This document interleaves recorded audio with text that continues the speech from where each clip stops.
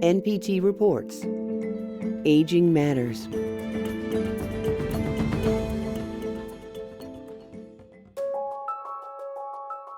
I'm caring for my granddaughter. I went and picked her up about 5 years ago right after school, and I've had her ever since. I never thought that I would be caring for grandchildren. I just assumed that I would just get to spoil them and send them home.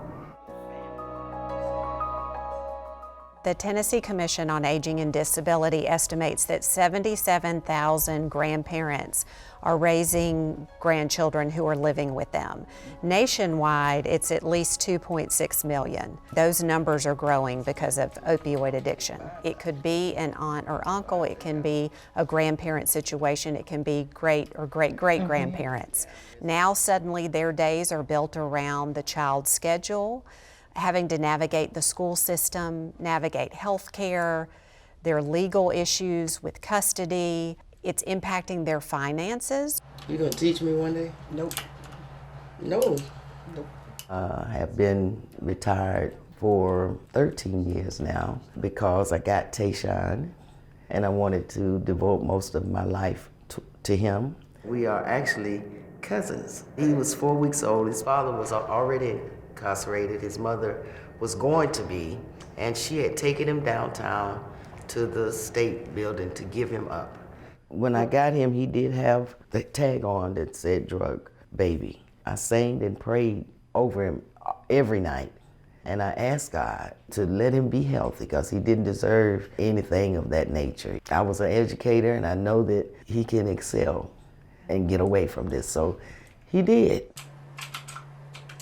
She'll ask me if, do I want anything, and I'll say no. But then she'll just keep asking me, and I'm like, I already said no, please, just stop. I love her as a person, and she's somewhat related to me, so. My original mom couldn't really take care of me at the time because of what position she was in. Let me do the mouse. No, because then my aim's gonna be bad. The outcomes of children placed with relatives are just much better, higher graduation rates, lower juvenile justice. A lot of our caregivers are the backbone. They could be the emotional, social, or spiritual backbone of the family. So it's a natural fit for them to care for that.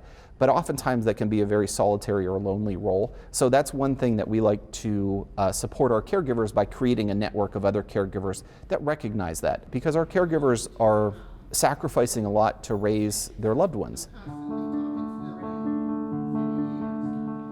How do you deal with being the grandparent or being older? Like my granddaughter told me that sometimes they get teased about not living with their parents. I know you live with your grandma because I saw her, and she an old grandma too. How do we protect our children when they're no longer in our home, and how do you put those protective factors in now? I think what we do as caretakers, we want to not let them face the reality of what is actually really there, and we try to cover it up. So the best teacher is dialoguing with them. Sit them down. How do you feel? And how can I help? I know that I'm the grandparent, and I can never, I can't replace their parents. And that's not really my goal or my role now. I see my role as their tour guide.